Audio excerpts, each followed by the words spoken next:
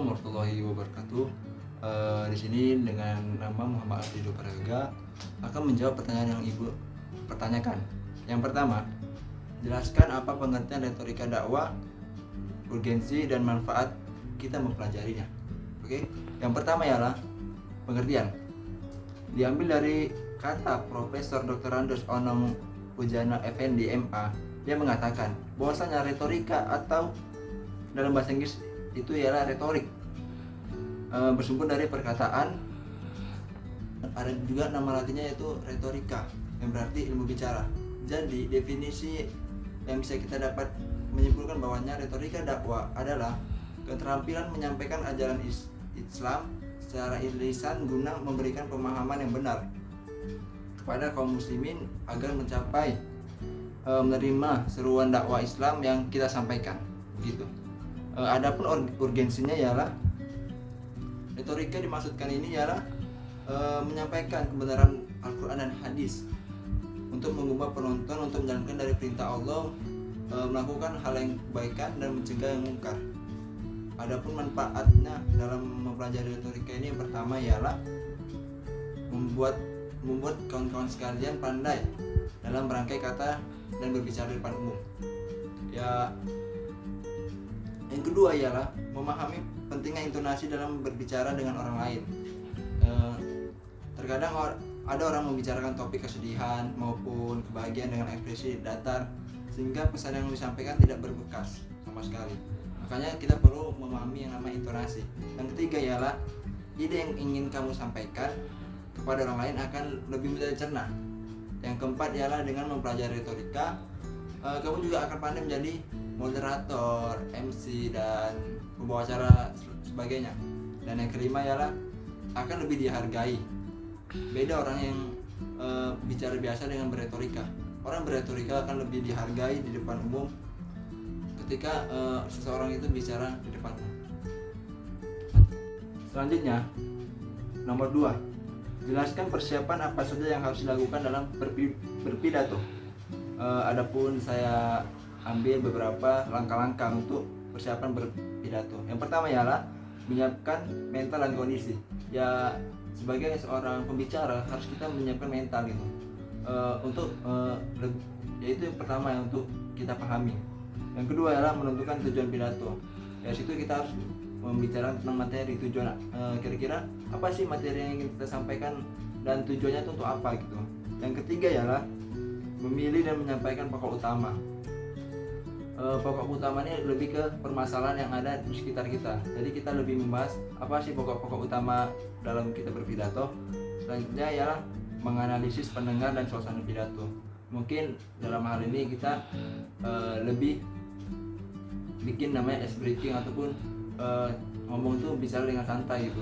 Kita mau nggak hanya langsung fokus, nggak kira-kira bisa dibikin dibicarain sedikit.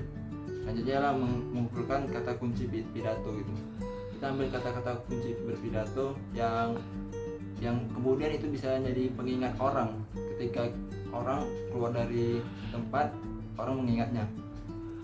Yang selanjutnya ialah membuat kerangka pidato.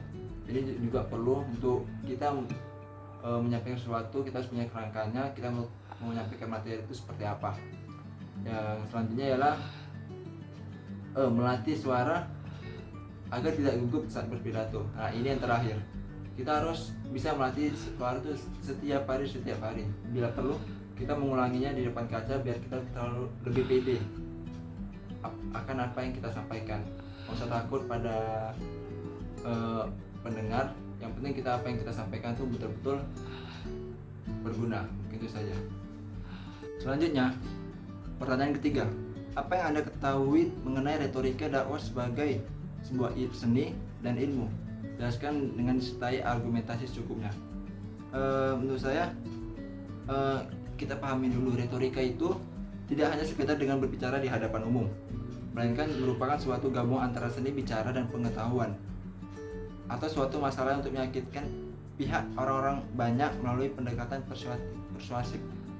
Pertimbangan lain harus diperhatikan, retorika adalah kemampuan. Harus kita pahami ialah retorika adalah kemampuan seorang orator dalam hal logika. Selanjutnya, nomor 4. Jelaskan tentang hal-hal di bawah ini. Yang pertama ialah persiapan teknik berpidato. Yang kedua ialah teknik khitabah di ruang terbuka, tertutup, TV maupun radio. Yang ketiga ialah teknik khutbah Idul Fitri. Yang pertama, saya akan menjawab terkait teknik berpidato. Yang pertama ialah banyak hal dalam metode untuk berpidato. Yang pertama ialah impromptu atau yang disebut dengan spontan. Metode pidato impromptu adalah membawa pidato tanpa persiapan, hanya mengandalkan pengalaman dan wawasan. Yang kedua ialah ekstemporan atau penjabaran kerangka. Metode pidato ekstemporan merupakan teknik berpidato dengan menjabarkan materi yang terpola. Jadi kita punya ada pola-polanya, tinggal dijabarkan saja. Yang ketiga ialah metode naskah. Metode naskah ini kita berbicara menggunakan naskah yang telah dibuat sebelumnya oleh si pembawa itu tersendiri. Selanjutnya adalah teknik menghafal. Teknik menghafal ini si pembicara itu punya naskah, punya pola-polanya, setelah itu dia hafal baru disampaikan ke orang-orang. Nah, selanjutnya ialah metode teknik khitabah. Teknik khitabah di ruangan tertutup. Jadi ada beberapa hal untuk metodenya. Yang pertama ialah sesuaikan diri dengan suara Anda dengan pendengar. Itu harus kita sesuaikan karena biar apa yang kita sampaikan agar pesan itu sampai. Yang kedua ialah bicara dengan tempo yang lambat dan sesuai. Menurut ini ya nggak pernah lambat kali sih. Yang penting metode temponya itu lebih mudah dipahami oleh pendengar. Yang ketiga adalah perhatikan konsonan-konsonan tajam. Yang keempat adalah pengeluaran suara cukup baik. Nah, hal ini juga harus diperhatikan.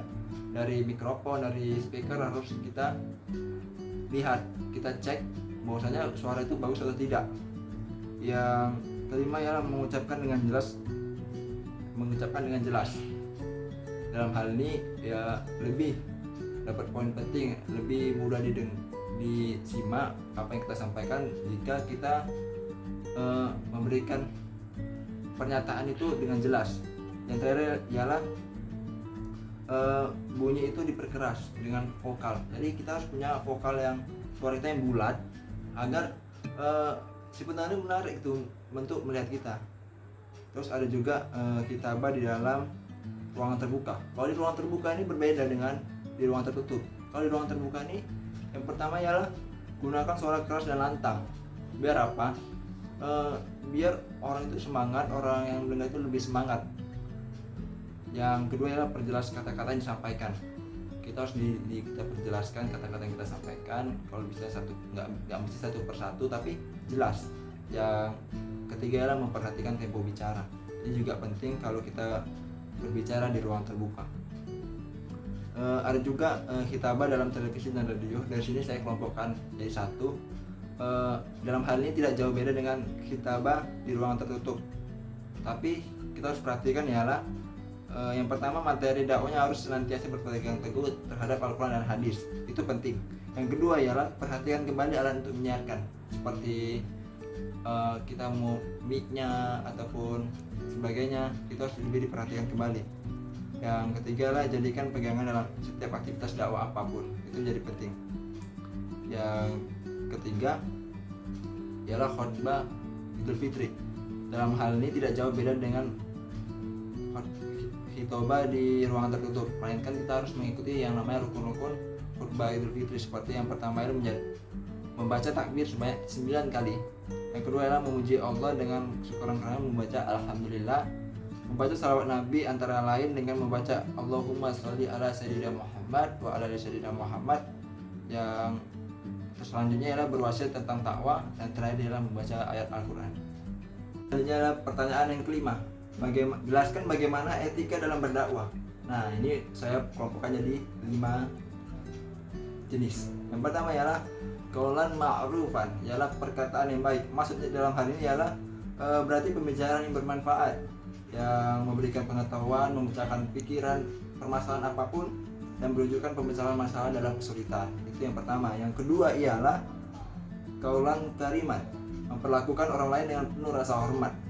Dalam hal ini ketika kita menyampaikan sebuah berdakwah, kita harus memiliki namanya rasa hormat kepada orang lain, agar ya peribahasa begini, Anda sopan, saya juga sopan gitu. Yang ketiga ialah kaulan ma'suran, ialah mempergunakan bahasa yang mudah dimengerti. Pada intinya kita berdakwah itu tergantung mandeunya.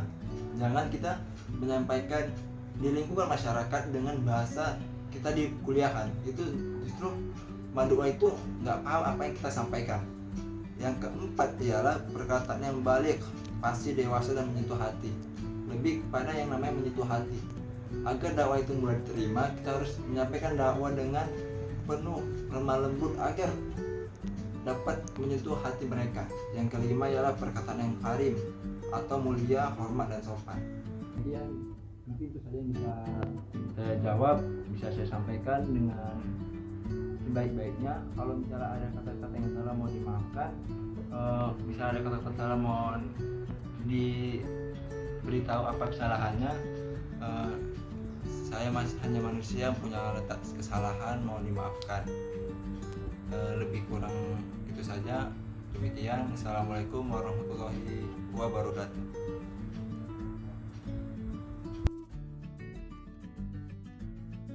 Halo teman-teman. Udah.